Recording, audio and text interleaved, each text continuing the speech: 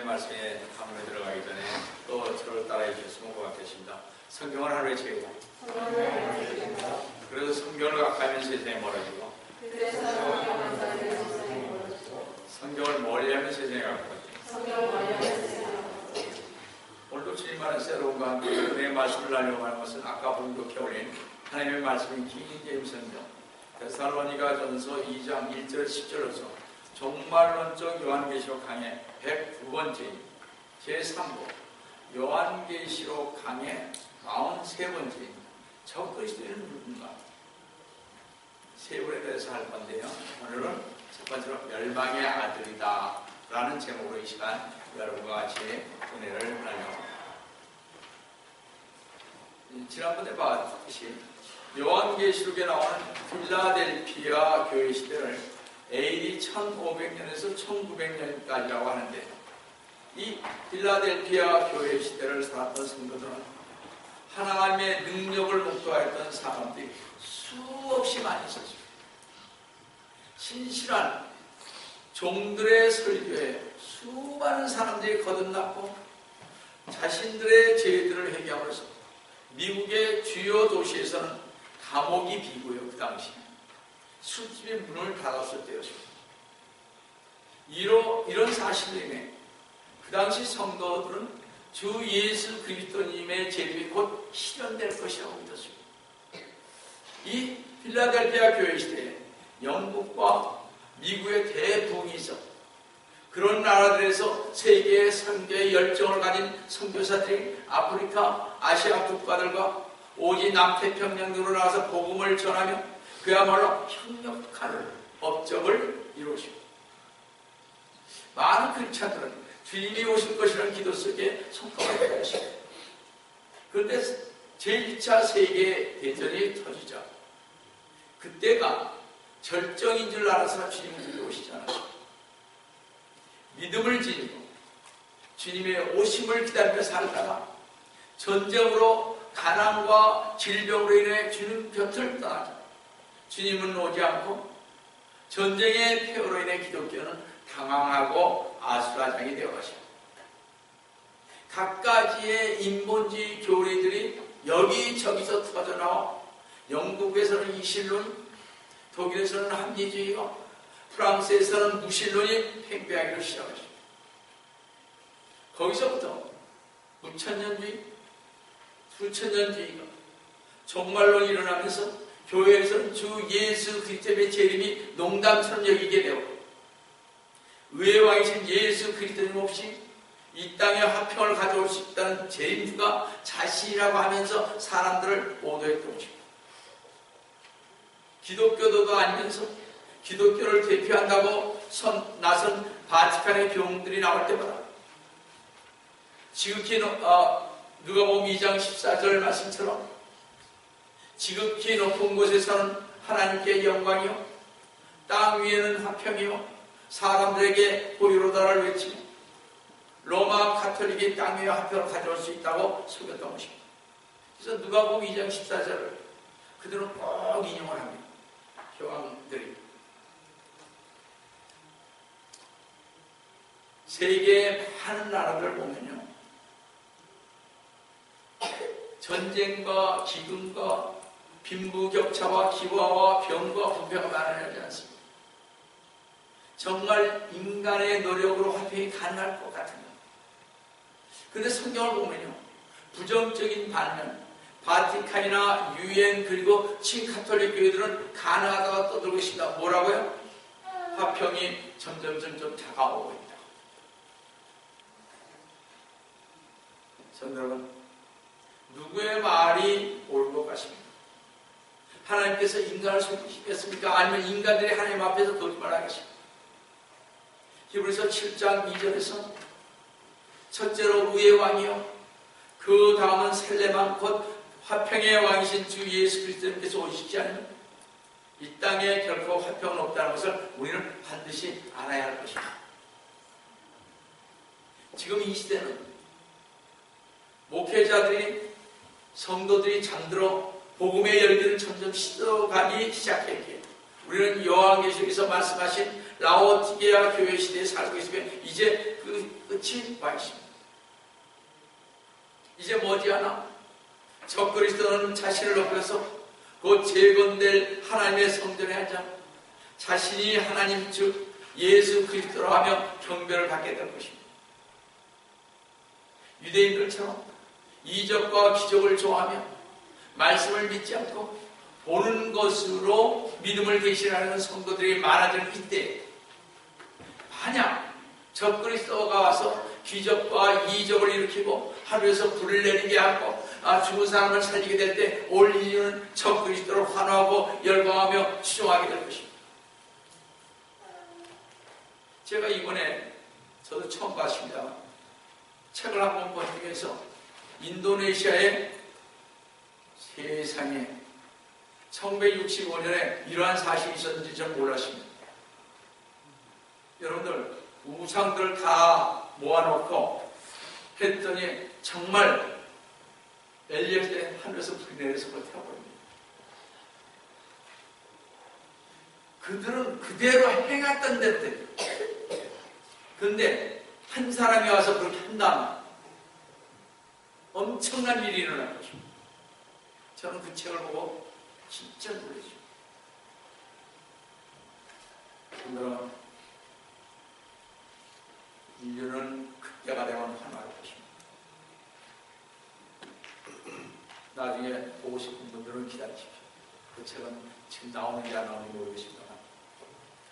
지금도 개그맨처럼 웃기고 울리는 목사들과 성경 말씀을 제대로 믿지 않고 복과 사랑과 건강만을 전하는 목사님들에게 열광하고 환호하며 추종하는데 정말 성경적 믿음을 찾아볼 수 있는 목사나 성도가 얼마나 되겠습니까?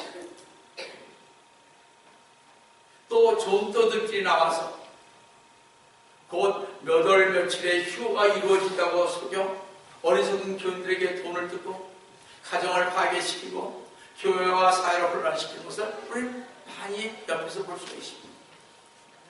그래서 성경에는 마지막 때는 정신을 차리게 깨어 있으라는 말씀이 여러 번 등장하는데 베드로전서 4장 7절에 보시면 만물이 가까이 왔으니 마지막이 가까웠으니 그러므로 너희는 정신을 차리고 깨어 기도하라고 했습니다.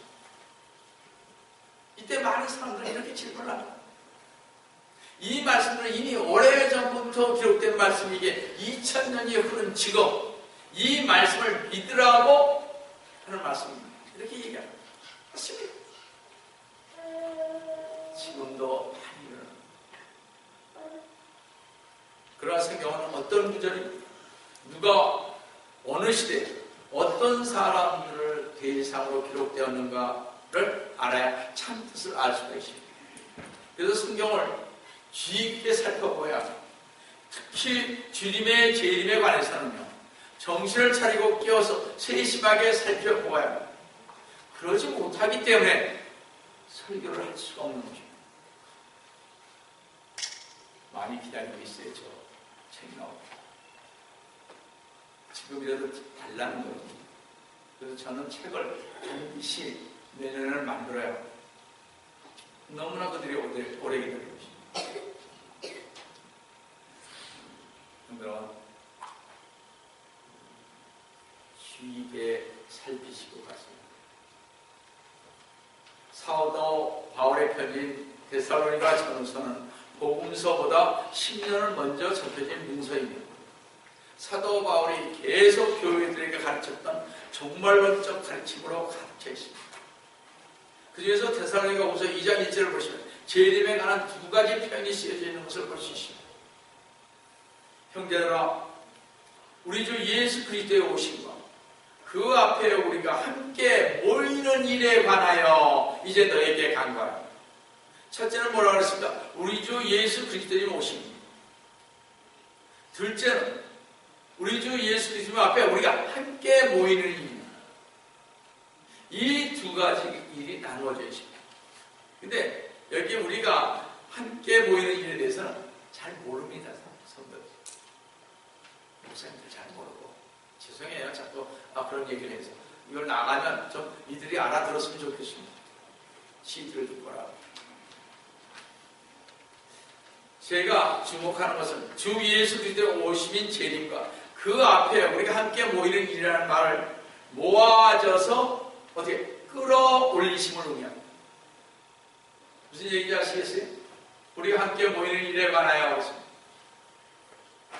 우리가 함께 모이는 일이라 이것은 배교가 아닌 떠나는 것이 휴거인 것입니다. 이러한 표현은 초대교회에서 널리 사용됐으며 그 중에 한 예가 메소포타미아 나시비스의 에프라임의 글에 잘 나타나 있습니다. 왜 우리는 이 지상의 이들에 대해 걱정을 붙이고 주님 앞에 모일 날을 대비하지 않고 있습니다. 그러면 주님이 이 세상에 만연한 혼미함을 제거해 주시지 않겠습니까? 우리가 주님 앞에 모인데 어떻게 휴거될 것을 믿고 간다. 모든 성도와 하나님께 선택받은 자들은 앞으로 올 큰 환란이 있기 전에 모두 모여져서 주님께 불려 올라갈 것입니다. 그러면 우리 죄악으로 인해 만연한 세상의 혼돈을 보지 않겠습니다. 아마 세상은 아수라이 될 거예요. 왜냐? 크리스찬이 없습니다. 다 올라갔습니다. 벌써 4세기경 성서 실학자이며 문필가인 시리아의 교부인 나시비스의 에프라임이 그의 성도들에게 준 권면의 말씀입니다. 4세기 AD 306년에서 373년에 살았던 교부인 나시비스의 에프라임은 끌어올려진 즉 휴거를 대환란이 시작되기 바로 직전에 성도들을 불러 모으심으로 표현할 것을 주목할 만한 사실입니다. 사실 사도 바울이 주 예수 그리스도님의 강림과 그 앞에 우리가 함께 모이는 일이라고 말할 때부터 벌써 많은 사람들이 종말론적인 모임을 믿어왔던 것입니다. 성도 여러분, 주님을 만나기 위해서 주의 모든 성도들이 다 같이 한 자리에 모인다는 것은 보다 더 흥미진진한 일을 이 양용 목사는 상상할 수가 없습니다. 따라서 우리 모든 성도들은 이 지상의 일들에 대한 걱정을 붙이고 주님 앞에서 모일 날을 대비해야 되지 않겠습니까? 주님의 재림을 준비하는 길만이 우리 교회를 순결하게 보존하기 때문에 그렇습니다. 여러분 잘된다 그러니까 어떻게 해요? 돈 벌려고 이짓저짓 다 하지 않습니까? 요즘 크리스찬들도 보세요. 가만히 보면 레스토랑에 있는 사람들이 어떻게 합니까? 주인들이 아니 팁까지 띄워먹잖아요. 크리스찬이라고 그러면서 못된 거죠. 왜냐? 돈돈 하니까. 나 그런 사람들이 예수 믿는 것이 참 불쌍해 죽겠어요.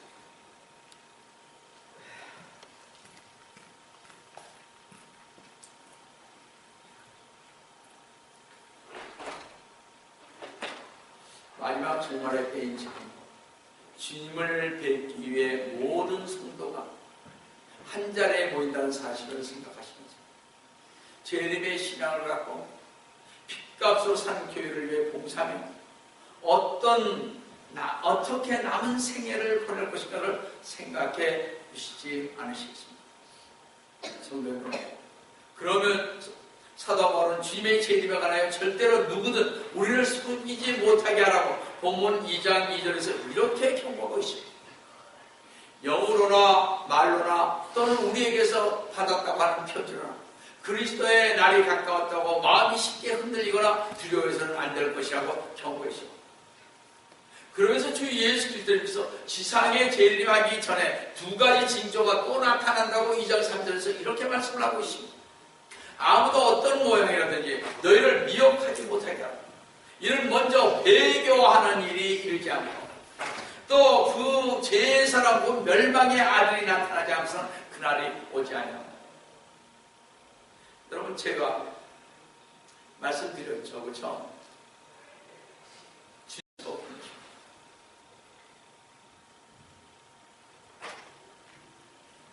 사도 바울은 주님의 재림과 심판의 날이 이르기 전에 또 두 가지 징조가 나타나는데 먼저 배교한 날이 이른다는 것입니다.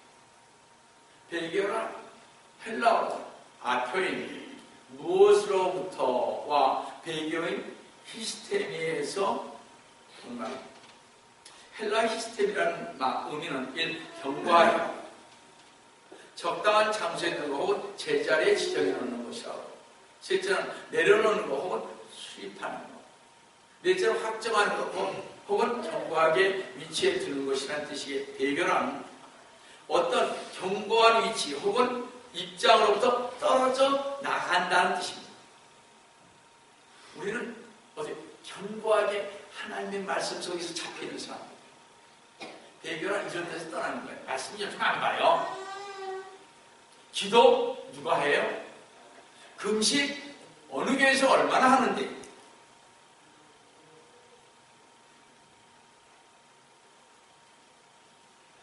그러므로 이 배교는요, 주님의 통치에 반항하는 반란인 것입니다.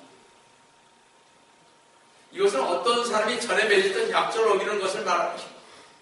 따라서 배교하는 일이란 많은 사람들이 전무후무하게 악독하게 하나님을 반역하고 기독교의 진리를 계속하는 일을 쌓고 믿음에서 떠나게 되는 것입니다. 디모데전서 4장 1절 말씀 보십니다. 이제 성령께서 분명히 말씀하시니 마지막 때에 어떤 자들이 믿음에서 떠나 미혹하는 영들과 마귀들의 교리들을 따른다고 합니다. 마귀들의 교리들. 사실 기독교의 일부 타락성은 비단 어제 오늘날의 사건은 아니다. 그렇죠? 이 세상에 교회가 탄생한 이후 현재 말세교회 이르기까지 수많은 배교자와 탈출자가 속출했잖아요. 그래서 우리는 이 마지막 시대를 분별할 줄 아는 영안이 떠져야 하는 것입니다. 그래서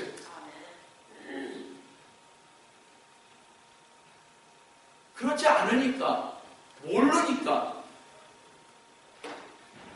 어떻게 되어가는지를 모르잖아요. 여러분이 있든 아니면 있든 저는 그렇게 믿고 가는 사람이니까요. 제가 전에도 말씀드렸잖아요. 여러분이 다 가도 안 믿고 지금 저는 믿고 정작하겠다. 왜 그런 말을 하고 있어요? 그렇죠? 어느 교회에서 뭐라고 하든 관계없어요.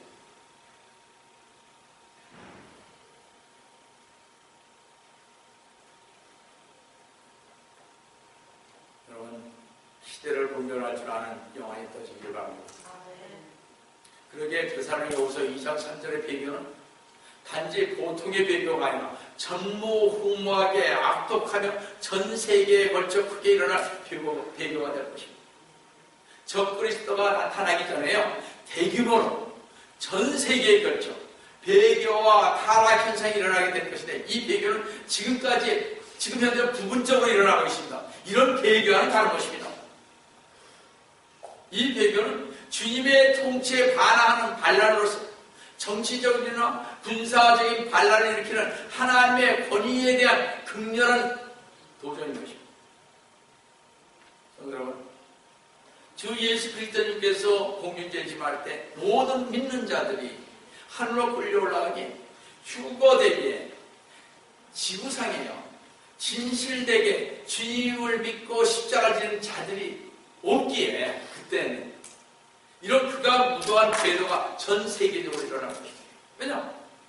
신실한 기독교인들은 다 휴거됐을 거 아니에요. 그러니까 여기저기에서 야, 무슨 하나님 그런 거 맞죠? 다 여기다 그냥 여기에 영해sup죠. 성도와 정신을 차리고 깨어 일어나야 할 때가 지는 것을 명심하시기 바랍니다. 여기 데살로니가후서 2장 1절에서 3절을 볼 때요, 첫 번째 휴거가 일어나고 그 다음 두 번째는 전 세계적으로 배교가 일어나는 마지막 세 번째 장은 적그리스도의 출현이라는 것을 볼 수가 있습니다. 데살로니가후서 2장 3절 후반절을 자세히 한번 보시면 또 그 죄의 사람 곧 멸망의 아들이 나타나지 않고서는 그날이 오지 아니함이라 했습니다. 그것이 죄의 사람 곧 멸망의 아들이 나타나기 전에 결코 주의 날이 오지 않는다는 것입니다. 죄의 사람 곧 멸망의 아들은 주 예수 그리스도님의 재림전에 나타나 종말의 적그리스도를 의미합니다. 이 멸망의 아이들인 적그리스도는 말세의 모든 악역을 주도한 악마의 화신이요, 장차 전 인류를 특히 휴거되지 못한 교인들을 대환란 속으로 몰아넣어 참혹하게 핍박할 것입니다. 적그리스도는 인류 역사상 인간이 가져왔던 어떤 다른 재앙보다도 혹독한 파괴를 가져올 악마의 재현인 것입니다. 그렇게 이 적그리스도는 단순히 죄의 사람으로서 뿐만 아니라 멸망의 아들로 나타날 것이라는 것입니다. 주 예수 그리스도님께서 세상에 계실 때 죄인들을 완전히 지켜주시어 구원으로 이끄셨지만 멸망의 아들을 제외하고는 하나도 멸망치 않는다고 요한복음 17장 12절에서 이렇게 말씀을 하십니다. 내가 그들과 11제자죠. 함께 세상에 있었을 때는 아버지의 이름으로 그들을 11제자들을 지켰나요? 12제자였잖아요. 그죠? 아버지께서 내게 주신 그들은 11제자들을 내가 지키었고 멸망의 아들 외에는 그들 중 아무도 잃어버리지 않았으니 이로써 성경이 이루어지게 한 것입니다. 성경이 이루어지는 것은 멸망의 아들을 구하지 않지. 자, 멸망의 아들이 누군가를 우리 보겠습니다. 자, 주 예수 그리스도님께서 요한복음 12장 12절에서 말씀하신 죄들 중 하나의 멸망의 아들이 바로 데살로니가 후서 2장 3절에서 말한 그 멸망의 아들이 말세에 나타난다고 하십니다. 주 예수 그리스도님께서 오시기 위하여 때가 차하는 것처럼 멸망의 아들이 나타나는 것도 때가 찰 때 나타날 것입니다. 다니엘서 9장 27절 찾아보세요. 그가 적그리스도가 많은 사람들과 더불어 한 주 동안 언약을 각자하고 한 주 동안은 정말에 뭐라 했어요? 7년을 가리킨다고 했습니다. 7년 대환란. 그 주의 중간에 대환란 7년 중간에 후 3년 반에 들어가 있대요. 적들이 전 3년 반이 끝나고 그의 희생제와 예물을 금지시킬 것입니다. 어디에 앉아서? 자기가 성전에 앉아서 이제는 제물을 금지시킬 것입니다. 뭐라 그래? 하나님 앞에 바친 제물을 금지하고 자기가 하나님이 되는 거니까.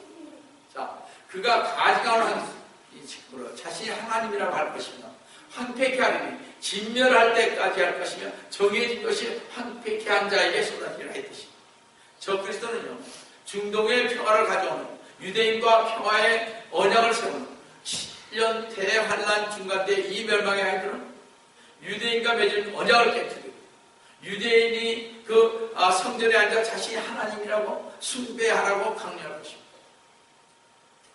우리 누차 들어왔잖아요. 휴거되지 못하신 분들은 나중에 이 말씀 명심하시기 바랍니다. 데살로니가후서 2장 4절 보시면요. 그는 대적하는 자며 또 하나님이라고 불리는 모든 것과 숭배받는 대상 위에 자신을 높여 하나님의 성전에 앉아 하나님처럼 보여 자신을 하나님이라고 하는 이 멸망의 아들 적그리스도가 이 세상에 등장할 때 모든 능력과 표적과 이적들을 행하면서 자기 자신을 유대인의 왕이요 평화의 왕으로 추대받아 예루살렘 성전에 들어가 거짓 메시아로 군림하고 자신을 하나님이라 주장하는 멸망의 아들인 짐승은 모든 사람들에게로부터 영광을 취하는 자가 된 것입니다. 하나님처럼. 그런데 이 멸망하는 자를 주 예수 그리스도님께서는 유다 이스카리ot이며 마귀로 지칭하고 있다는 것입니다. 잘 들어보세요. 성경. 저는 한번 설명을 했으니까 몇 번 설명했으니까 잘 알아두실 줄이십니다. 요한복음 6장 70절 71절을 보십니다. 예수께서 그들에게 대답하시기를 내가 너희 12를 택하지 않냐. 그렇죠? 그것도 제자가 됐겠죠. 그러나 너희 중에 하나는 마귀니라고 하셨죠. 주께서는 시몬의 아들 유다 이스카리ot에 대하여 말씀하셨으니 이는 그가 12 가운데 하나로 주를 배반할 자라. 자신들은 주 예수 그리스도의 말씀대로라면 유다 이스카리ot은 사람이 아닌 마귀이면서 사람처럼 행했던 것입니다. 바로 이스카리ot 유다는 요한계시록 17장 8절에서 내가 본 그 짐승은 전에 있었다가 전에 있었습니다. 지금은 없고 앞으로 끝없이 깊은 구름으로 나와서 영문방으로 들어갈 자. 그러니까 잘 보세요. 네가 본 그 짐승은 전에 있었습니다. 사도 요한이 쓸 때 그 당시 그 전에는 사도 요한과 같이 다닐 전에 있었는데 지금은 없습니다. 그 사람이 죽었잖아요. 주님을 배반하고 그죠? 자살했죠? 이거 없죠? 근데 앞으로 끝없이 깊은 구름으로 들어가서 멸망으로 들어가 끝없는 깊은 구름에서 지금 죽었으니까 마귀가 다시 나오게 된다는 얘기가 되는 것입니다. 대환란 기간 중에 적그리스도로서 육신을 입은 마귀로서 끝없이 깊은 구렁에서 올라와 많은 표적과 이적들을 행하면서 자기가 육신을 입고 온 하나님이라 주장하여 모든 사람들로부터 영광을 취하는 자인 것입니다. 이로써 멸망의 아들이 유다 이스카리ot은 성경에 말씀하신 그대로 이루어진 사건이 되는 것입니다. 성도 여러분, 멸망의 아들인 유다 이스카리ot은 7년 대환란 때 적그리스도로서 유대 제3성전에 앉아 자신이 하나님이라고 주장하면서 숭배하라는 것입니다. 성도 여러분, 지금 성전이 애니타임 지금 재건될 수 있죠. 그죠? 그 자리에. 전에 말씀드렸습니다. 제3성전은 어느 때라도 1년도 안 걸려서 그냥 지어집니다. 다 준비되어 있습니다. 성도 여러분, 주 예수 그리스도님께서도 육신을 입으시고 이 세상에 오신 삼위의 하나님이 되셨듯이 사탄도 사람으로 육신을 입고 온 멸망의 아들 유다 이스카리ot인 것을 알 수가 있습니다. 이 말을 하면 있잖아요. 저 목사도 이상한 얘기한다고 하시는데 그렇게 얘기하든 말든 그렇죠? 우리는 성경대로 가는 사람들이에요. 요한일서 5장 7절 한번 잘 보세요. 이는 하늘에서 증거하는 이가 세 분이니 아버지와 말씀과 성령이시요 이 세 분은 하나님이시요. 여기 삼위일체가 분명히 나오죠. 근데 전에 우리가 보는 개혁성경에는 이 말씀이 없습니다. 아버지는 누구입니까? 하나님을 가리키죠. 그렇죠? 하나님 아버지. 말씀은 누구를 가리킵니까? 말씀이신 예수 그리스도님을 가리키죠. 됐습니다. 하나님 아버지와 말씀이신 예수 그리스도님과 성령님을 사탄도 모방했는데요. 요한계시록 16장 13절에서 제가 다시 그때 가서 자세히 설명하겠습니다만 또 내가 보니 개구리 같은 더러운 새 영이 용의 입과 짐승의 입과 용은 누구를 가리킵니까? 사탄을 가리킨다고 그랬죠. 그죠?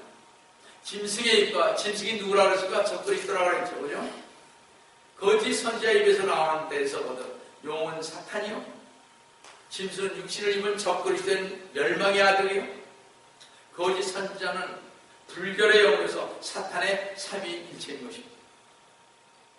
육신이 된 아버지인 사탄이 하나님 아버지를 모방하고 육신을 입은 멸망의 아들 유다 이스카리ot은 주 예수 그리스도님을 대신하고 있으며 성령을 흉내내게 더러운 영으로 가득 차 있는 거짓 선지자가 나타날 것입니다. 요한계시록 13장 할 때 제가 자세히 또 설명하겠습니다. 아마 한 며칠 지나면 요한계시록 13장으로 넘어갈 것입니다. 사탄은요 모든 세상 종교의 창시자로서 종교 사람들을 속여 지옥으로 보낼 수 있는 초자연적인 능력을 행할 때 속지 않은 사람은 거의 없을 것입니다. 성도 여러분, 앞으로 적그리스도는 7년 대환란 기간 동안에 날뛸 것인데 데살로니가후서 2장 9절 10절 보시면 그 악한 자가 오는 것은 사탄의 역사에 따라 모든 능력과 표적들과 거짓 이적들과 10절에 멸망하는 자들 안에 있는 모든 불의와 속임수로 오는 것이 예수입니다. 여러분, 그래서 능력을 막 해가고 막 이런 것도 잘 보셔야 돼요. 가짜가 너무 많아서 저 사람 병이 나고 뭐가 번쩍번쩍 해도 참 주의하셔야 됩니다. 저 사람 대단한 사람 거기에 쫓아오면 안 돼요.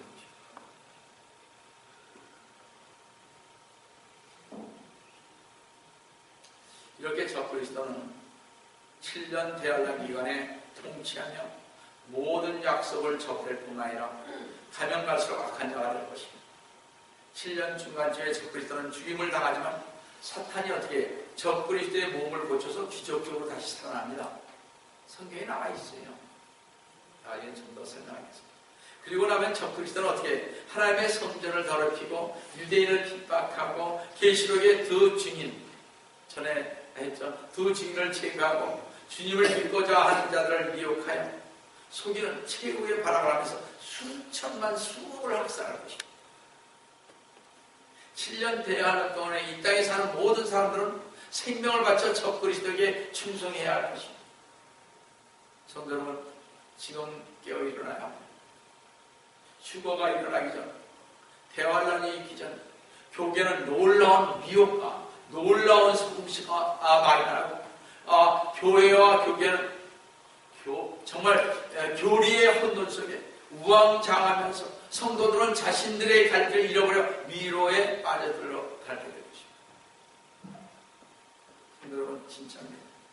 여러분, 여기에서 이렇게 얘기한다 저렇게 얘기한다 분별할 능력이 없으면 성경 많이 보세요. 기도 많이 하세요. 신학교 죄송해요. 얼마 이 얘기하면 또 밖에서도 나를 치고 성도 여러분, 빨리 정신을 차리고 영적 눈이 열려야 합니다. 교계는 이미 혼돈에 빠져가고 있으며 배교가 급속도로 번져가고 있는데도 성도들은 눈이 멀어 알지 못하고 있습니다. 아까 얘기했잖아요. 뭐예요?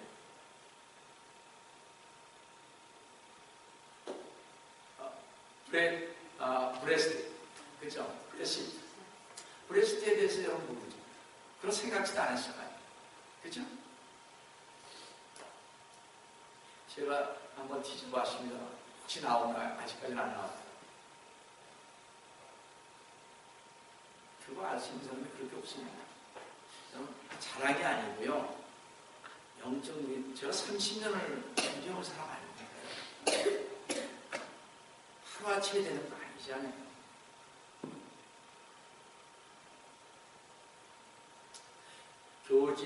거짓 교사들인 목사들과 신학자들, 기독교와 비슷한 사이비 종교들은 자기 때를 맞으냐 성경적 진리의 지식을 구인하고 하나님의 말씀이 더해지거나 빠지거나 첨가되는 성경을 보면서도 그들 자신들은 하나님을 잘 믿는다고 하는 것을 보게 됩니다. 그뿐입니까? 하나님의 말씀의 지식이 없기에 무식한 목사들과 신학자들과 성도들은 휴거는 없다고, 대환란은 없다고, 적그리스도의 표인 666은 받아도 된다고. 제가 666에 대해서 3번에 나눠서 자세히 설명하겠습니다. 컴퓨터가 어떤 것인지. 제가 컴퓨터를 믿습니다. 주님의 제사장 재림은 아직도 멀었다고, 천년왕국인 천국과 지옥도 없다고 하는 교리가 난무하고 있는 이때, 이것을 가르칠 참 목자가 없으니 얼마나 안타깝습니다. 요한계시록은 평생 목회하면서도 한 번도 가르치고 설교 한 번 제대로 못하면서도 자신을 목자이냐 늑대의 탈을 쓰고 교인들을 혼란으로 몰아넣고 속임으로써 영원히 저주받을 짓을 하면서도 하나님을 두려워하지 않고 뻔뻔스럽게 강단에 서서 하나님의 말씀을 전하는 것은 병이고 심판이고 저주받을 짓인 것입니다. 이런 교회에서는 솔직히 빠져나와야 할 것입니다. 성도 여러분, 왜 이런 일들이 교회에서 일어나고 있습니까? 성도들이 성경의 지식이 너무 없기 때문에 그렇습니다. 성경적 지식이 없이 교회 다니는 성도들이 너무나 많이 계십니다. 왜? 성도들이 성경의 지식을 그렇게 모르고 있습니다. 첫째 원인은 성경을 읽는데 게을리하고 있기 때문에 그렇습니다. 둘째 원인은요, 간혹 성경을 읽기를 해도 성경에 있는 말씀을 액면 그대로 믿지 못하기 때문에 그렇습니다. 여러분의 마음이 아주 복잡해요. 단순해야 믿는 거예요. 단순한 사람은 성경 말씀을 그대로 믿고 가요. 근데 단순하지 않은 사람들은 이게 이럴까 저럴까 어디에서는 이렇게 얘기돼. 이 머리가 복잡하게 굴러간단 말이에요. 그러니까 이게 그런가? 아니 성경의 말씀이 그러면 그런 거지. 우리가 솔직히 말합시다. 저도 이번에 그걸 보면서 느낀 건데, 하늘에서 내려서 그 우상들을 태워대니까요. 모아놨어요. 다 하늘 우상 단지들을 전부 다 집들이 막 못쓸 것들을 기도했어요. 그들이. 근데 진짜 하늘에서 내려서 태워버리는 거 있죠. 단순해야 된다고 그들은 말하더라고요. 맞습니다. 구원은 단순해야 돼요. 고린도서에 있는 말씀대로. 어렵게 믿지 마세요. 주 예수 그리스도를 믿으면 믿는 거예요. 정말 될까 안 될까? 그러면 아니 된다는 거죠.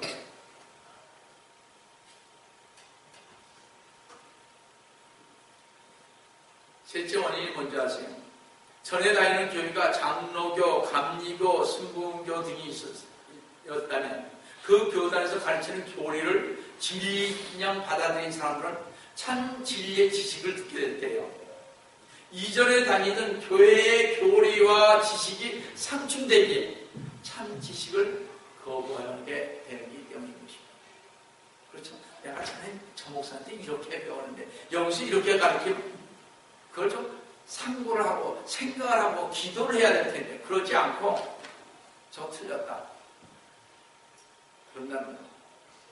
이렇게 말하면 그야말로 교활하기 짝이 없습니다. 정답은 교회 다닌 연수, 학벌, 지위, 경력, 교회 재직, 심지어 목사, 신학교 교수의 경력 등은 신뢰할 것이 따라서 못되는 것입니다. 특히 자기 교단의 교리가 최고인 양 전하는 교회와 교사와 목사들은 제대로 전하고 가르치는 목사와 교사는 거의 없다는 사실이라면 교단법만 열심히 전합니다. 성경은 다른 책들과 정말 다릅니다. 성경은 영적 지식들이 있기에 위로부터 조명과 지혜를 얻지 못하면 알 수도 없고 믿을 수도 없게 되는 것입니다. 성도들이 어떻게 그런 역사가 일어나냐는 거예요. 그 책에 보니까 1965년에 인도네시아에서 일어났던 물결을 보니까 목사로 그렇게 하면 안 된다고 자꾸 제재를 가하는 거예요. 근데 성도들은 아니거든요. 주님한테 받는 거 보니까. 누가 잘못입니까? 위로부터 조명을 목사가 받느냐, 성도가 받느냐, 그거에 따라서 달라지는 것이죠. 제가 여기 서 있다고 해서 여러분들은 낫다는 보장이 어디 있습니까? 하늘로부터 지혜를 받지 못한다, 조명을 받지 못한다. 그렇지 않아요?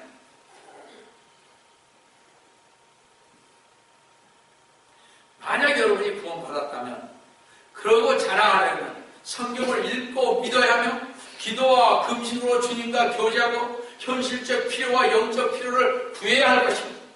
왜 안 구하냐? 구할 필요가 없는 사람은 하나님이 필요 없는 사람과 같습니다. 솔직히 얘기해야 돼요. 내가 지금 이런 환경 속에 있는데 어려움이 있는데 내 아들, 딸들이 어려움이 있고 지금 아픈데 제가 그러죠. 아픈데 걔 살아있으면 먼저 기도하고 그래도 정 아프면 아주 약 먹고 그럴 수 있어요. 그건 하지 아니하고 먼저 줄로 병원부터 달려가면 되겠습니까? 약부터 먼저 주려고 그러면. 그렇지 않아요. 법적으로나 뭐로나 구할 필요가 없는 사람은 하나님이 필요 없는 사람과 같습니다. 제가 단언하거든요. 호세아서 4장 6절 말씀 보면서 마치겠습니다. 내 백성이 잘 들으세요. 지식이 부족으로 멸망하는 무슨 지식이에요? 하나님을 아는 지식. 하나님 안에서 이 성경의 말씀의 지식이 없어서 말해요. 내가 지식을 거부해서 되게 그들은 성경 보려고 하지 않습니다. 알아요. 그냥 옆에서 얘기하는 거 듣는 것만 좋아해요. 자, 내가 지식을 거부하였으므로 나도 또한 너를 거부하라. 주님이 거부한다고 하십니다. 하나님의 말씀의 지식을 거부했으니까, 안 하니까, 안 보니까. 네가 나에게 제사장이 되지 못하라. 네가 내 하나님의 율법을 잊었으니 나도 또한 내 자녀를 잊어버리라. 무슨 얘기입니다. 주님 앞에 제가 무슨 왜 열심히 준비하겠습니까? 우리 통역하는 우리 석호 형제가 왜 열심히 통역을 준비하겠습니까? 하나님이 어떤 분인지를 알잖아요. 함부로 해서는 아니 되는 거 아닙니까? 얼마나 무섭습니까? 저 바보 아니에요. 늘 말씀드립니다. 여러분 잘 호세아 4장 6절 잘 보시고요. 이 말씀을 생각하시면서 사탄은 하나님의 말씀에 지식이 없는 자들을 속여 지옥으로 보내려고 애쓰는 이 마지막 때 진리의 지식을 찾으며 구하는 성도 여러분 되시기를 속효를 하신 주 예수 그리스도님의 이름으로 축원드립니다. 아멘. 사랑하는 하나님 아버지, 주님을 열심히로 감사드립니다. 저희들 주님 지식이 없어서 멸망한다고 하십니다. 너가 이 지식을 하나님의 말씀에 이 지식을 상고하지 아니하고 주님으로부터 정말 조명을 받지 아니하고 이 지식을 거부함으로 말미암아 나도 또한 너를 거부한다고 하십니다. 주님, 저희들 붙잡아 주시옵소서. 주님 앞에 가는 길은 십자가의 길이라고 하십니다. 좁은 길이라고 하십니다. 주님, 넓은 길이 아니라고 누차 주님께서 말씀하셨건만 저희들은 넓고 편한 길만 찾아가고 있습니다. 저희들을 붙잡아 주시옵소서. 저희 자녀들에게 주님의 지식이 없어서 멸망하는 자녀들이 되지 않도록 주님, 이들을 주님 안에서 잘 키우며 말씀 속에서 잘 갈 수 있도록 정말 가르치며 애쓰는 우리 모두가 될 수 있도록 도와주시옵기를 원합니다. 오늘도 주님께서 저희와 함께 해주시면 감사하고 주의 손을 받도록 간절히 기도드립니다.